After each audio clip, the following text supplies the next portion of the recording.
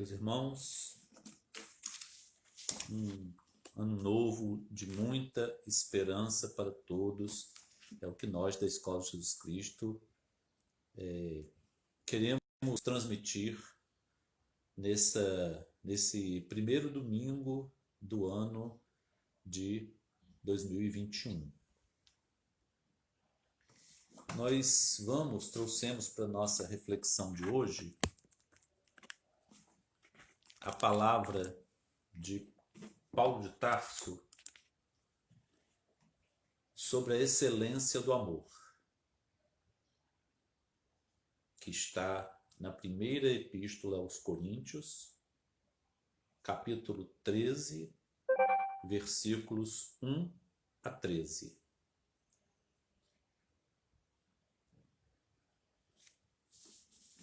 Então nós vamos preparando os nossos pensamentos para a nossa oração. Nós vamos ler o texto da primeira epístola aos Coríntios, capítulo 13. Ainda que eu falasse a língua dos homens e dos anjos e não tivesse amor, seria como um metal que soa ou como o sino que tine.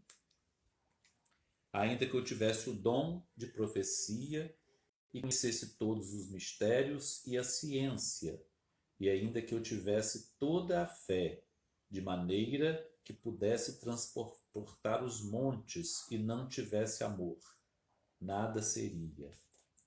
E ainda que eu distribuísse toda a minha fortuna para o sustento dos pobres, e ainda que entregasse o meu corpo para ser queimado, e não tivesse amor, nada disso me aproveitaria. O amor é sofredor. O amor é benigno.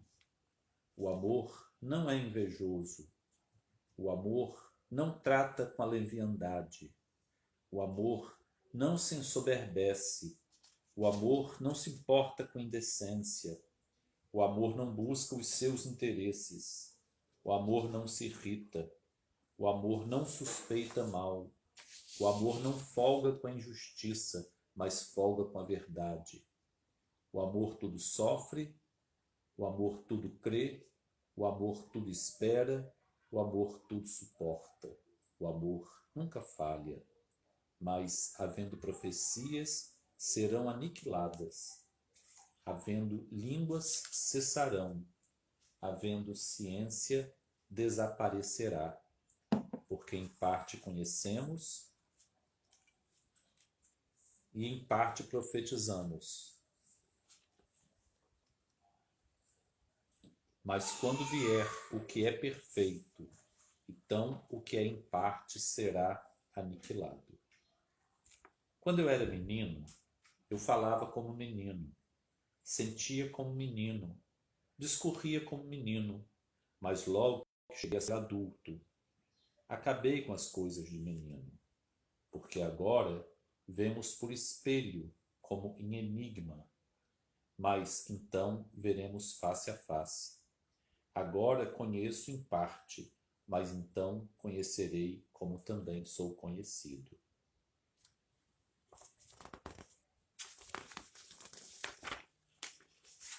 Agora, pois, permanecem a fé, a esperança e o amor. Estes três, mas o maior destes é o amor. Vamos fazer a nossa oração.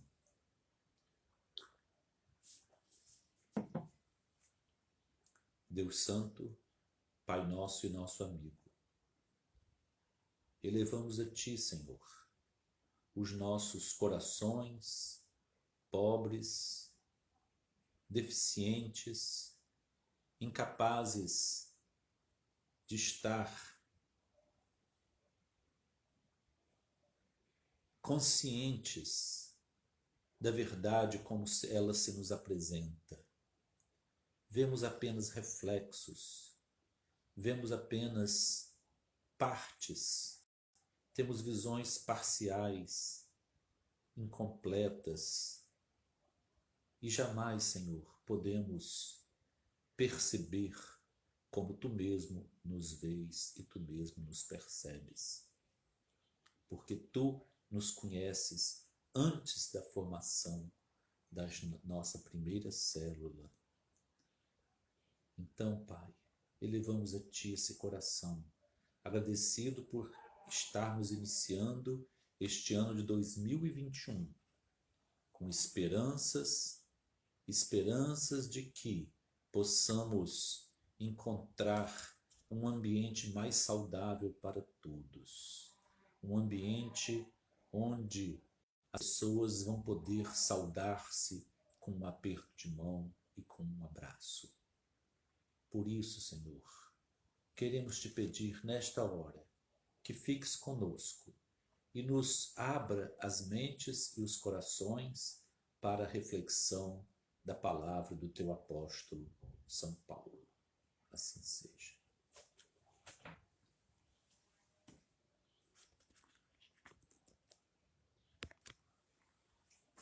Meus irmãos,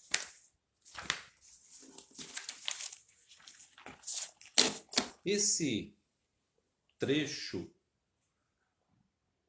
da primeira epístola aos Coríntios, a primeira carta que Paulo escreveu aos cristãos de Corinto, na Grécia, certamente, se nós coordenarmos a leitura de Os Atos dos Apóstolos e as cartas escritas, se nós coordenarmos a leitura dos Atos dos Apóstolos, do livro Paulo e Estevão, de Emmanuel, psicografado por Chico Xavier, com as cartas, com os comentários de Paulo, com os conselhos que ele deu às igrejas, nós vamos possivelmente entender como essa relação é importante. Possivelmente, não teremos aqui o espaço, o período de tempo necessário para fazer essas análises, embora nós temos assim muitos companheiros que têm exercido assim de uma forma brilhante essa analogia do livro Paulo e Estevão, o livro de Atos e as cartas de Paulo, e inclusive os comentários de Emmanuel às cartas de Paulo. Isso foi um trabalho muito bem feito,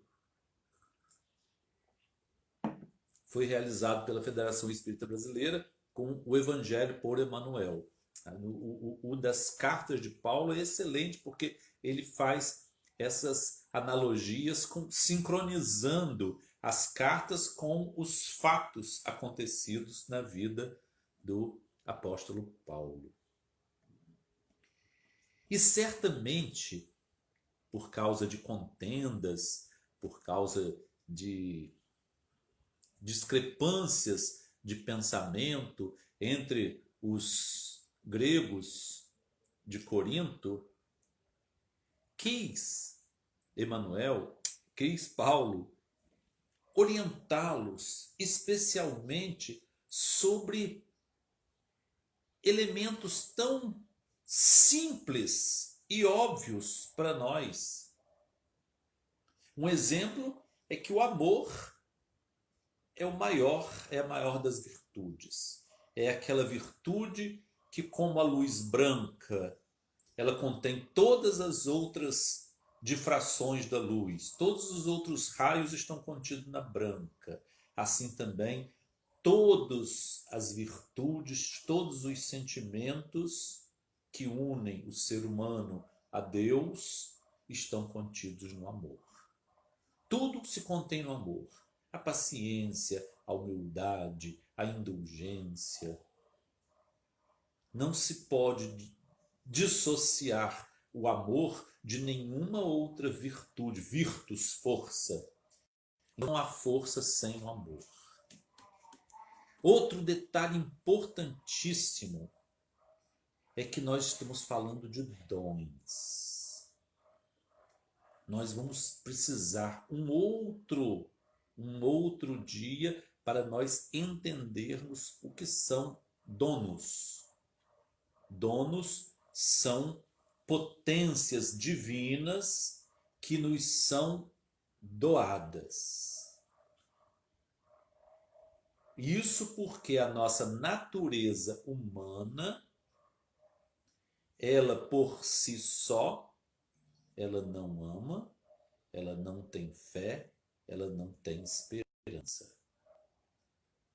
E existe assim uma explicação teológica para isso, mas nós não vamos adentrar nesse aspecto hoje.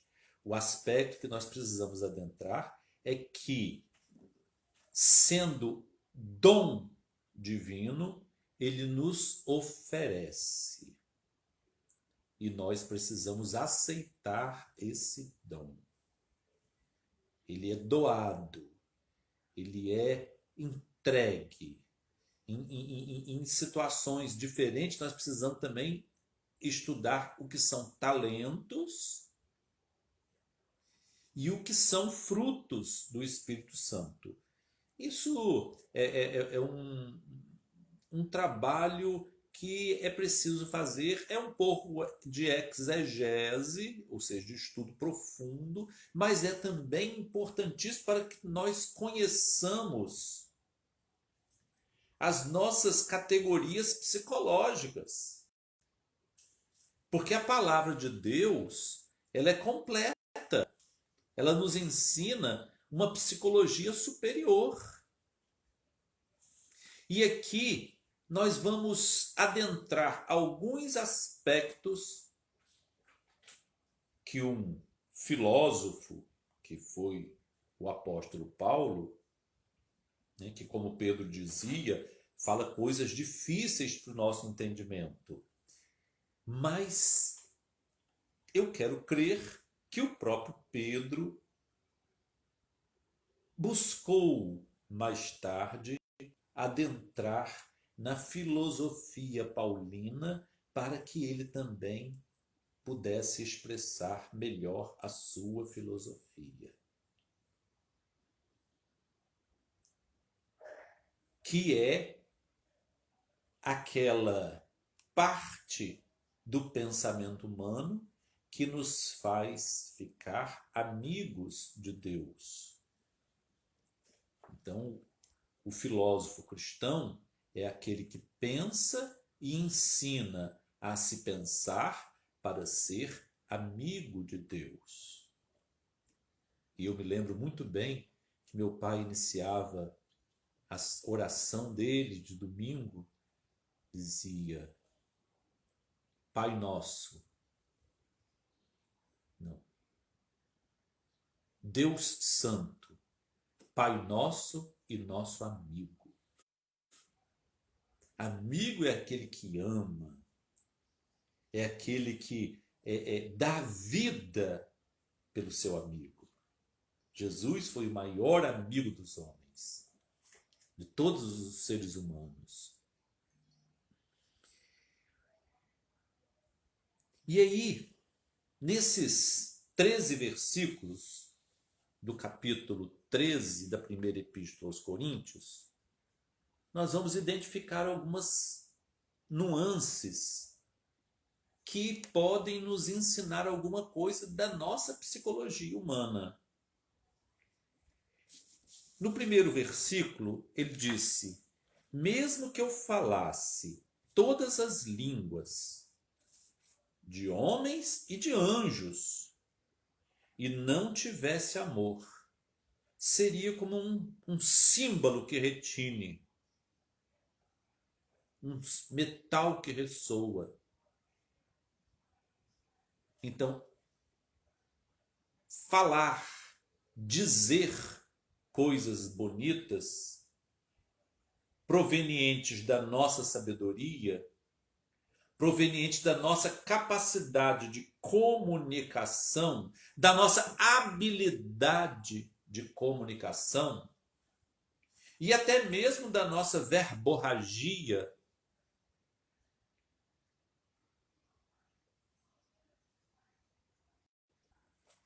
a princípio é apenas verborragia. É apenas um entulho de palavras. Eu lembro que meu pai, quando assistiu o filme Gandhi, ele se admirou muito de uma expressão do Mahatma, da grande alma, Gandhi, quando alguém prometia algumas coisas para ele, prometia coisas que não podia cumprir. Ele disse: palavras, palavras. Houve um tempo em que eu acreditei em palavras. E nós somos assim. Nós somos essas pessoas, muitas vezes presos a um excesso de palavras. Por isso que Jesus disse: não é pelo muito falar que sereis ouvidos. Quando orardes, não dizeis extensas orações como fazem os gentios.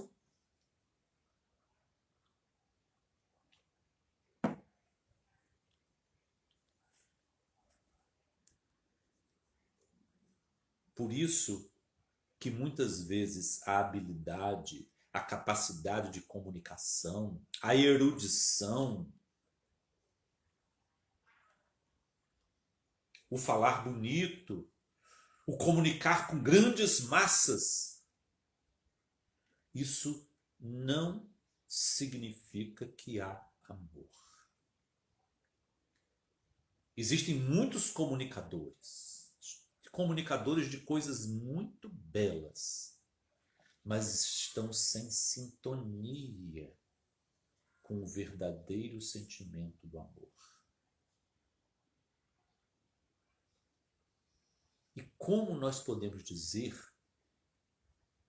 que a pessoa fala o que não está dentro, fala o que está no seu coração e que o seu coração não tem amor?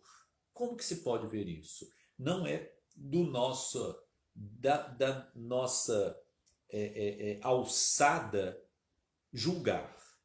Nós vamos nos julgar. Estamos falando do que, a boca falando do que está cheio o nosso coração, e existe amor no nosso coração, porque senão nossa palavra vai ser vã. Vão ser palavras ao vento. E ainda que eu tivesse o dom de profecia e conhecesse todos os mistérios e toda a ciência, e ainda que tivesse toda a fé, de modo a transportar montanhas, e não tivesse amor, nada seria. Profecia. Profecia é uma expressão que significa a capacidade que alguém tem de antever, de prever. E nessa capacidade de profetizar, ela pode também expressar bons sentimentos que vão impulsionar as pessoas para o seu progresso espiritual. Então, um profeta é aquele que fala de Deus e arrasta as multidões para Deus. Não é aquele que prevê catástrofes. Ele não é um sismógrafo. O profeta, ele é alguém que entra em comunicação com Deus e comunica a palavra de Deus. Esse é o profeta. Por isso que Jonas, ele falhou enquanto profeta quando ele não reconheceu que a profecia sobre Nínive não era para destruir Nínive, era para converter Nínive. Mas ele se sentiu, quando Nínive se converteu e não foi destruída, ele se sentiu envergonhado. Ele, no seu ego, na sua autoestima, palavra que está muito em voga hoje, ele foi ferido na sua autoestima. E nós precisamos ser feridos na autoestima. porque a autoestima é caminho para o orgulho. Não estou dizendo que nós não temos que ter autoestima, inclusive porque existe um livro que Chico Xavier psicografou de André Luiz, que eu vou me lembrar o nome dentro de instantes, em que o capítulo 13 desse livro, que eu ainda não me lembrei o nome, começa: não se deprecie. Eu nunca esqueci, porque essa mensagem foi psicografada no grupo Marieta Gaio, e nós da Mocidade da Escola de Jesus Cristo, na ocasião, estávamos na Marieta Gaio e nós vimos Chico psicografar e ler a mensagem ao vivo. Não se deprecie. Depois vamos lembrar, não tá entrando aqui no computador o nome do livro. Mas é um livro de André Luiz, como muitos são, de estímulo, de coragem, de boa vontade, de ânimo, de entusiasmo. Então, ter cuidado se nós estamos com autoestima para ver Deus dentro de nós, que é entusiasmo, ou se estamos com autoestima para nos considerarmos muito mais, às vezes, do que somos, que é um caminho aberto para o orgulho e a vaidade. Então, quem tem essa capacidade de sair de si e entrar num processo, digamos, de segunda vista, ou um processo de percepções extrasensoriais, e são muitas percepções extrasensoriais. Eu não gosto de usar a palavra intuição, porque eu aprendi com meu pai, que aprendeu com Pietro Baldi, que intuição é uma supercognição atribuída às grandes almas. Então nós, na nossa vida comum, nós intuímos, nós temos momentos intuitivos, mas nós não somos portadores dessa grande potência da alma que é a intuição. Nós somos experimentadores de momentos de intuição. Mais uma vez, eu faço a recomendação de as pessoas assistirem o desenho animado da Disney Pixar, Soul, Alma, porque ali inclusive tem uma explicação do que são esses momentos de elevação da alma, em que nós podemos conceber, entender e ver as coisas da maneira que Paulo diz assim, sem ser pelo espelho, sem ser pelo modo espelhado. São rápidos momentos, são fugazes, em que nós podemos ter a percepção, mas quando nós voltamos, muitas vezes, a maioria das vezes, nós não conseguimos dizer o que nós vimos. Só sabemos que foi muito bom. Foi muito bom ter concebido aquela percepção. Então, a percepção daquela coisa absoluta, não relativa e não relativizada, nos traz alegria, nos traz uma alegria interior. Então, o profeta é aquele que entra nessa dimensão e volta e consegue beneficiar. Um dos grandes profetas de nossos dias foi o nosso querido Chico Xavier, que beneficiou a muitos com a sua mudança de estado de espírito, de alma, entrando naquele transe medianímico em que ele conseguia buscar das altas esferas elementos compassivos para atender aos sofredores. E se ainda eu conhecesse todos os mistérios e toda a ciência, nós hoje vivemos uma ciência que ela só funciona depois dos acontecimentos. Nós estamos numa época de produção de vacina contra a Covid-19. Mas a Covid-19 já está matando. Já matou milhões de pessoas no mundo. Só no Brasil, cerca de 200 mil pessoas. Nos Estados Unidos, mais de 300 mil pessoas. No mundo todo, mais de 2 milhões de pessoas já sucumbiram por lesões advindas da infecção pelo vírus SARS-CoV-2, e o nome da doença, Covid-19. Coronavírus Disease, que é Covid-19. Disease, doença. Então a ciência está funcionando para corrigir alguma coisa que já aconteceu, mas a ciência não previu, ou se previu, não pôde usar as suas habilidades, as suas potencialidades para evitar a eclosão da epidemia.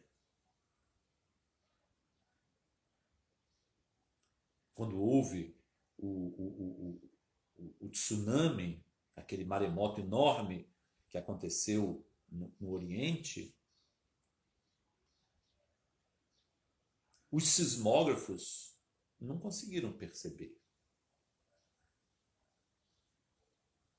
Hoje estão mais habilitados a prever terremotos, tsunamis, outros cataclismos.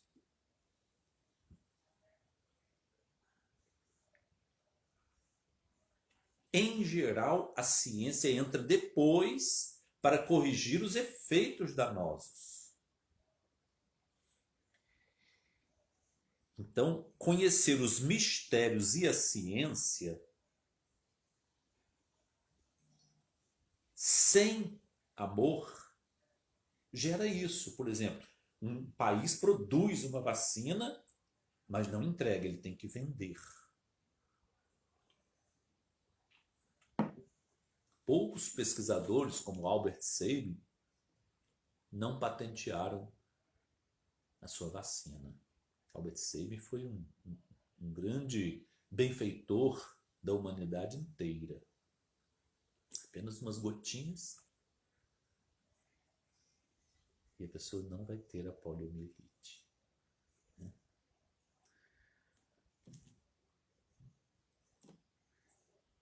E mesmo assim, se eu tivesse toda a fé, essa conexão, fé é fidelidade.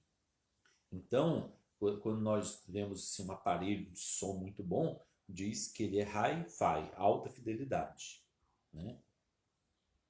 Quando uma certidão é feita, o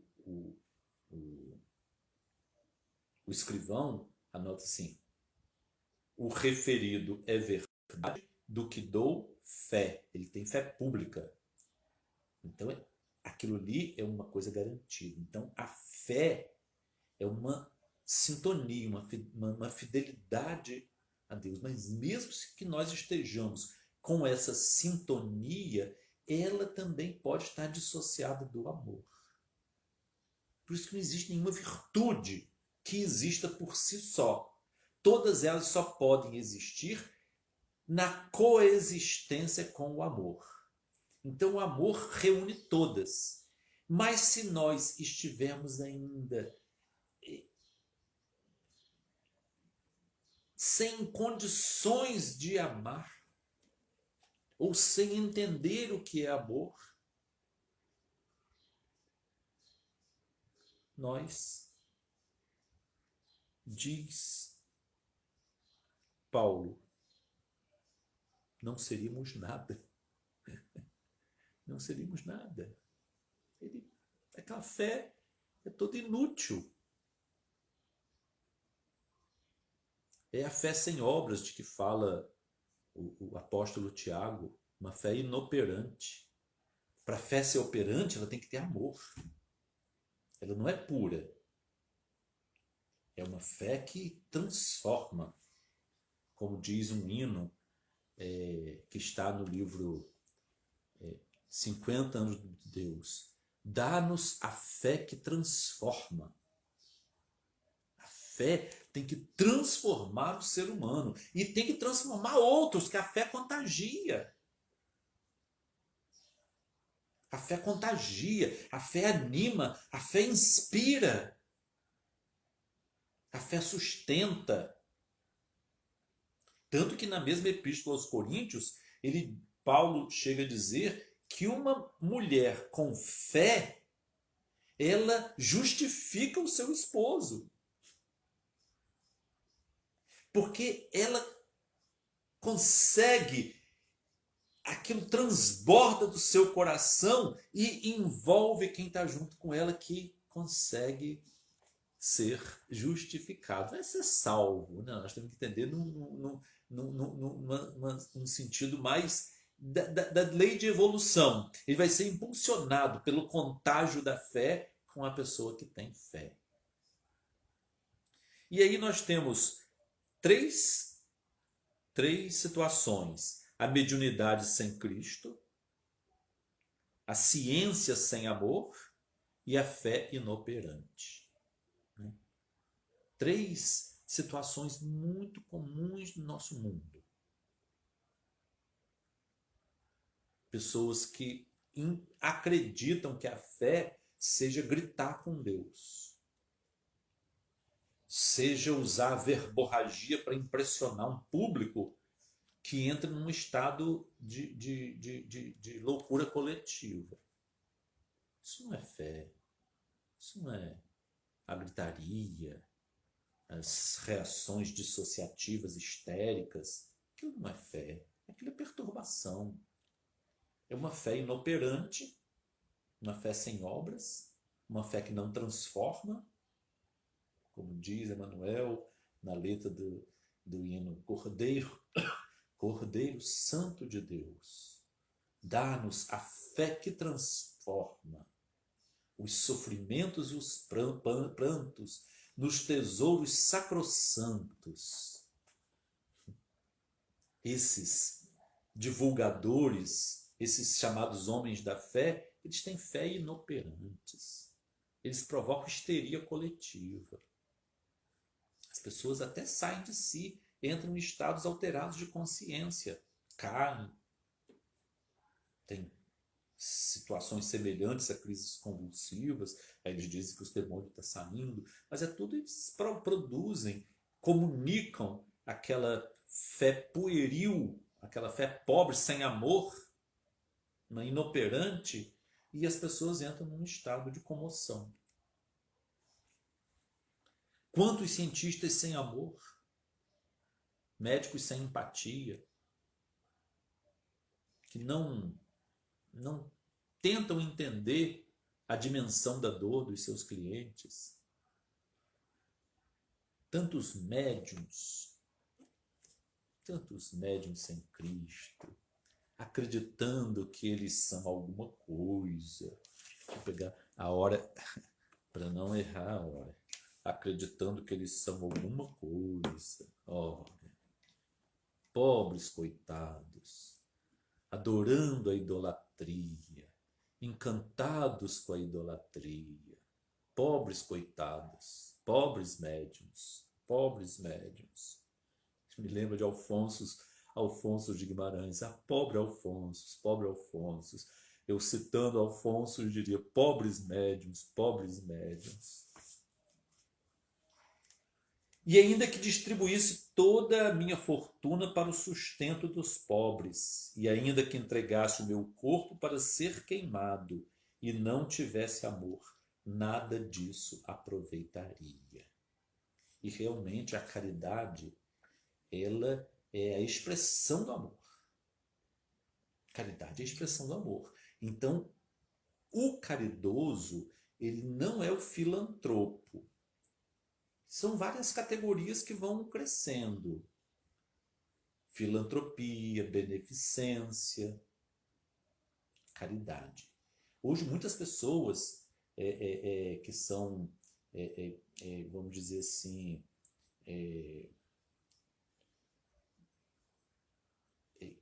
eles estão assim envolvidos numa luta pela justiça social e eles falam contra a caridade. Eu entendo que eles estão atribuindo a uma filantropia como se filantropia fosse o sinônimo de caridade. Mas eu não discuto, porque eles falam coisas certas, que nós devemos ter justiça social. Não queremos que tenha injustiça para que nós posemos de caridosos. Isso não é caridade, isso é uma filantropia, vamos dizer assim, uma filantropia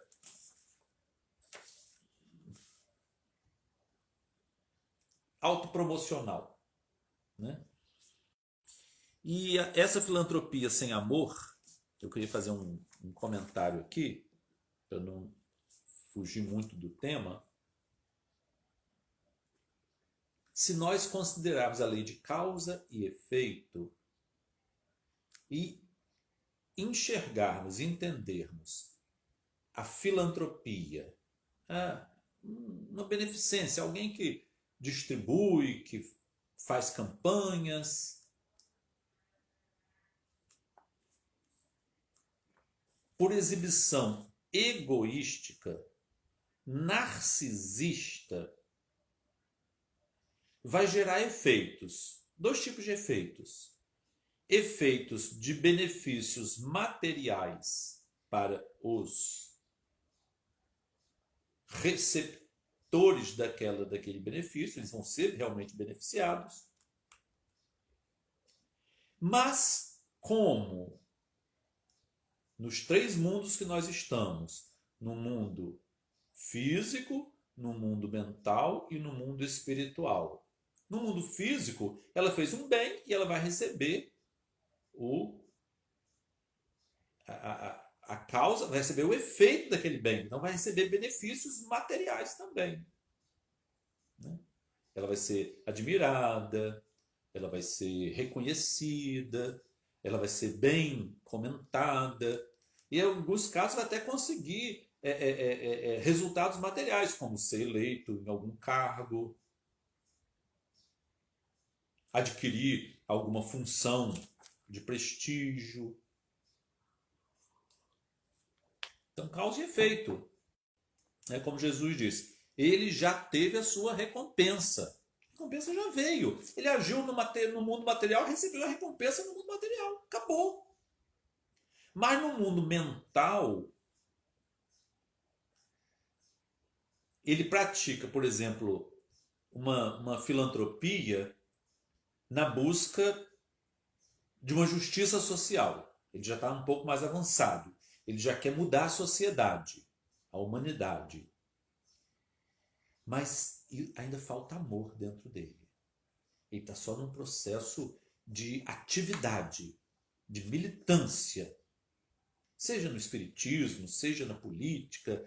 Então ele está no movimento, digamos que seja no espiritismo, ele está no movimento espírita, e faz isso, e faz aquilo, e campanha disso, e campanha daquilo, e aquilo ele vai, distribui, briga com um, briga com o outro, então ele está dentro de um processo de exaustão, acaba aquilo ele está exausto, que já discutiu com muita gente, já discordou, já desfez até amizade, então aquilo é um processo em que ele está no mundo mental.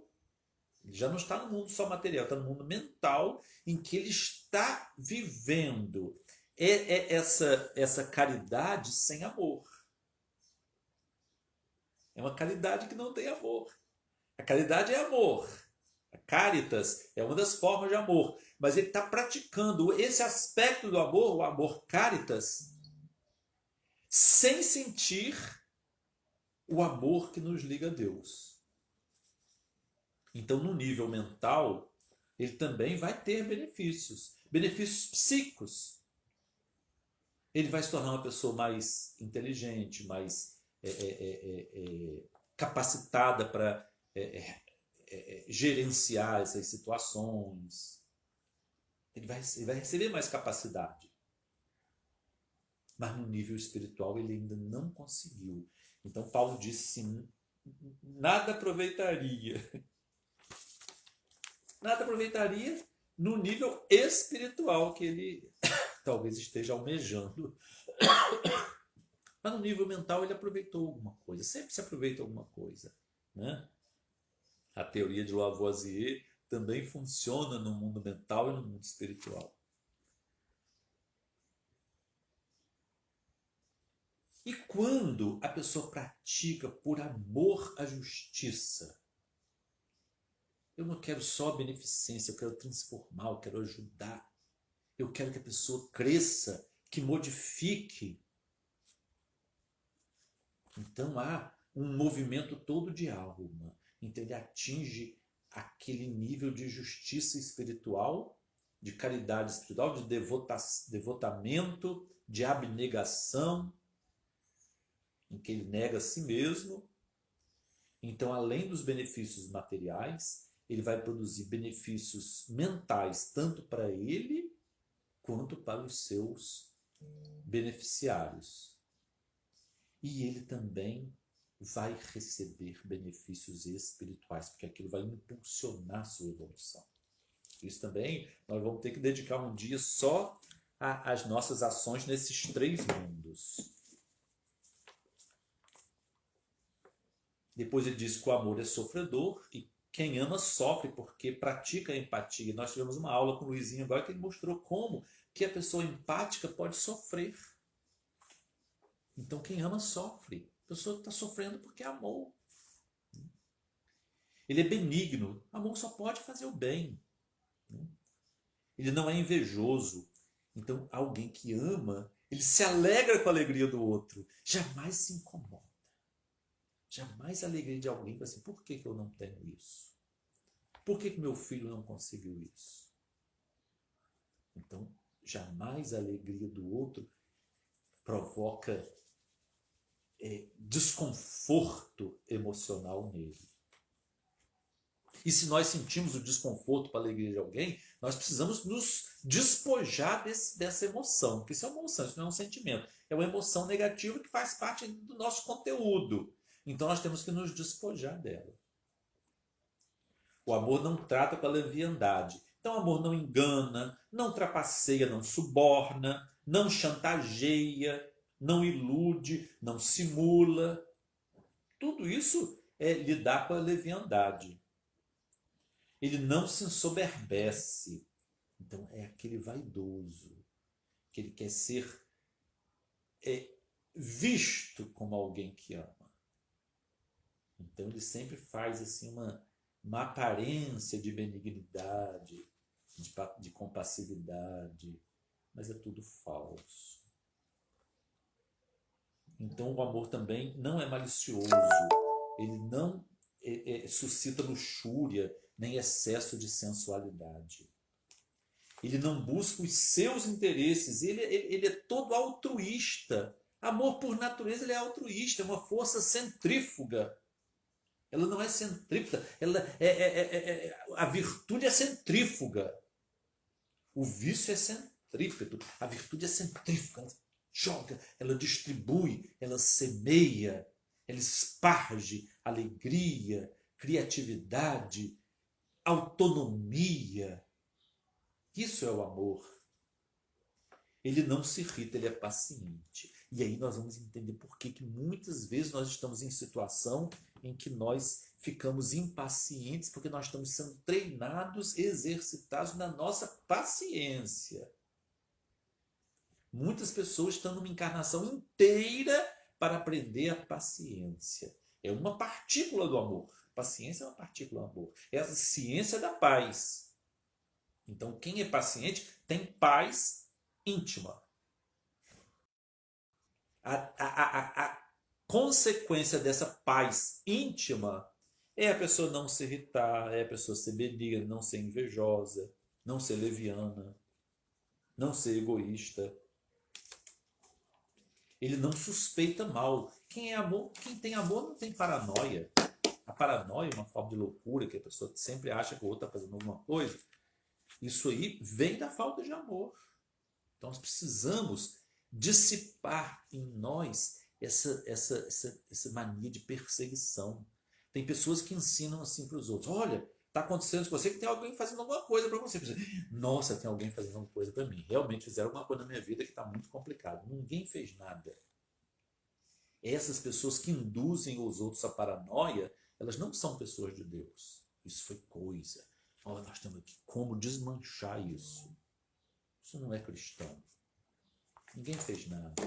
Nós estamos vivendo resultados dos nossos pensamentos, dos nossos sentimentos, das nossas palavras, das nossas atitudes. E as pessoas que estão fazendo mal, elas estão plantando também e certamente ceifarão a seu tempo. O amor tudo sofre, como o amor da mãe. O amor da mãe, que ela sofre para tudo no lugar do filho. Tudo crê, tudo espera, tudo suporta. Eu lembro sempre da mãe quando eu vejo isso. O amor nunca falha. Se a pessoa faz por amor, sempre ela vai acertar. Né? Não tem assim, ele errou porque amou muito. Está errado. Se amou, ele sempre acerta. Até quando aparentemente os resultados não são, digamos, satisfatórios. Mas na frente nós vamos ver que foi. Porque, havendo profecias, elas serão aniquiladas. Havendo línguas, elas cessarão. Havendo ciência, ela desaparecerá. Tudo isso passa. Essa ciência, a ciência de hoje é diferente da ciência do ano passado, de 10 anos atrás. Quantos artigos científicos que hoje não são lidos mais? São uma produção de ciência que já está ultrapassada. Às vezes, hoje já se pensa exatamente o inverso. Há pouco tempo já se disse assim, olha, a infecção pelo novo coronavírus, ela não traz imunidade permanente. Agora tem outros dizendo, olha, pode ser que ela traga imunidade permanente. Deus queira que ela traga imunidade permanente. Ou prolongada.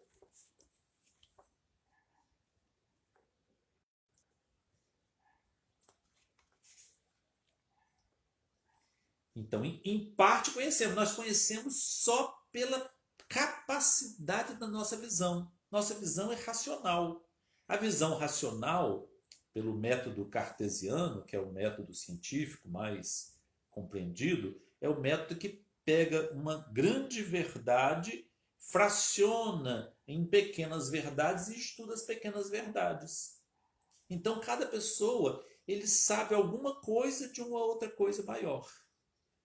E raros têm a capacidade de enfeixar tudo isso e fazer uma síntese desse conhecimento. Alguns grandes cientistas conseguiram ser sintéticos. Agora, recentemente, foi o Stephen Hawking, né? Que ele buscava o sentido do universo, o sentido da vida, o sentido de Deus.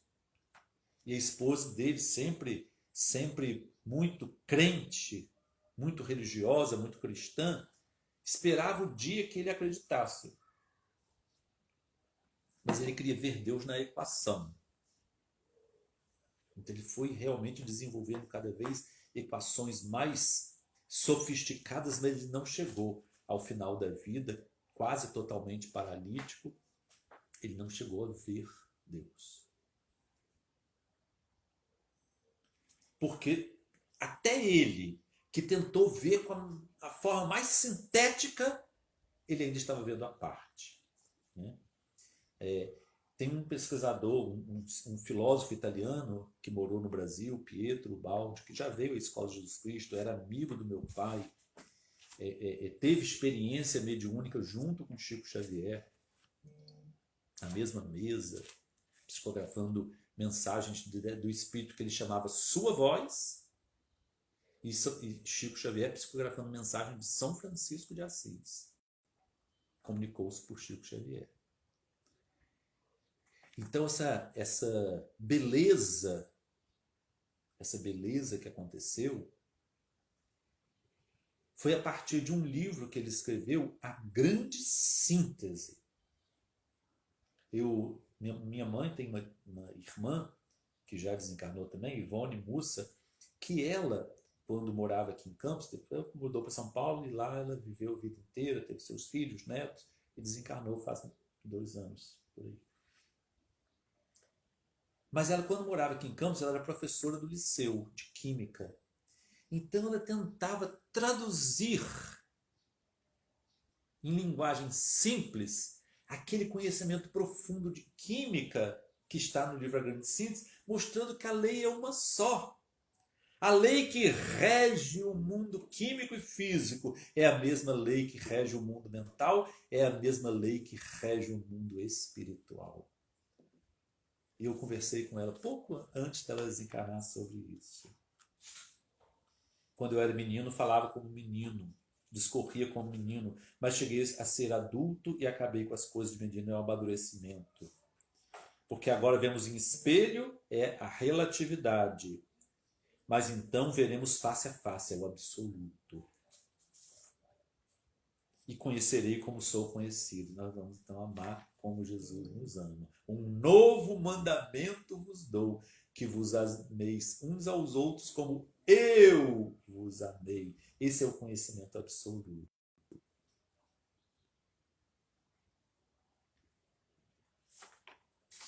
Agora, pois, permanece a fé, a esperança e o amor, mas destes três, o maior é o amor.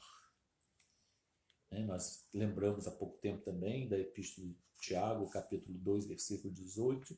Mostre-me a tua fé sem obras e eu te mostrarei a minha fé pelas minhas obras. Que tem umas variantes. Apresenta-me o sentimento sem a ação e eu te mostrarei o sentimento através das ações. Mostre-me tua certeza sem criações e eu mostrarei a minha certeza por intermédio da força criativa. Mostre-me a tua piedade sem perdão, e eu te mostrarei a piedade pelo perdão. Mostre-me a tua religiosidade sem fraternidade, e eu te mostrarei a religiosidade através da fraternidade. Mostre-me o teu arrependimento sem a reparação, e eu te mostrarei o arrependimento através da reparação. Mostre-me tuas orações fervorosas e sem reflexo na sua vida de relação, e eu te mostrarei o fervor da oração, na gentileza e na cordialidade das relações. Mostra-me a tua fé que almeja o céu, e eu te mostrarei a minha fé por descer aos infernos. Mostra-me a tua fé que te separa e exclui, e eu te mostrarei a fé que nos reúne, inclui e unifica. Mostra-me a tua fé que te faz ser admirado, e eu te mostro a fé dos desprezados. Mostra-me a tua fé que se exalta, e eu te mostro a fé que se humilha. Algumas variantes da Epístola de São Tiago. E eu vou ler agora, para encerrar, uma epístola da atualidade, que foi uma adaptação que eu fiz de um poema do padre Suess, que foi publicado na década de 70, se não me engano. Ainda que eu falasse a língua dos Apulinã e dos Zoró, ainda que eu falasse a língua de Luther King, de Mandela ou dos cultos afro-brasileiros, de todas as tribos vivas e até dos povos extintos, da terra e dos espaços. Mas se eu não tivesse essa habilidade associada ao sentimento do amor, seria como um computador plurilingüe ou um celular com aplicativo de tradução simultânea. Mesmo se eu profetizasse as catástrofes do amanhã com uma previsão matemática do eclipse e explicasse os segredos das epidemias, os segredos da fusão e da fissão nuclear, e não tivesse o sentimento do coração, nada disso valeria nada. E se eu tivesse toda a fé para andar sobre as águas limpas e poluídas, num arroubo de exibicionismo, se não tivesse o amor, seria apenas um desportista famoso ou um insano incompreendido. Ainda que eu distribuísse todos os meus sapatos, roupas, comida e sabonete em socorro dos pobres e famintos, e entregasse o meu corpo aos anófiles da Amazônia, aos vermes da terra e à burocracia fria das capitais, se não tivesse o amor, seria mais uma cobaia revolucionária, um caçador de borboletas ou um poeta sonhador. O amor é paciente como povo domesticado por igrejas, domesticado nas filas do hospital e da previdência social. O amor partilha sem medir tudo o que tem e rejeita a competição. O amor é manso, não se compara, não explora, não domina e nem aceita a dominação. O amor não se irrita na luta e não cobra ou tripudia do inimigo. Mesmo sofrendo a injustiça dos tribunais, denuncia a mentira dos grandes e pede perdão pelos erros dos pequenos. O amor acredita na força do povo e, enquanto carrega o fardo dos fracos e espera a vida abundante, o amor é invencível.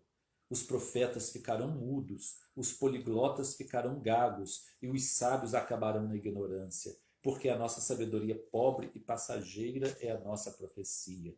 Mas quando vier a luz, que transformou a noite, será recuperado o brilho dos nossos olhos. Quando eu era criança, gritava, corria e brincava como criança. Mas quando me tornei adulto, deixei de gritar como antes, deixei de correr como antes, deixei de brincar como antes e descobri uma alegria serena, como um rio que venceu as pedras e as cachoeiras.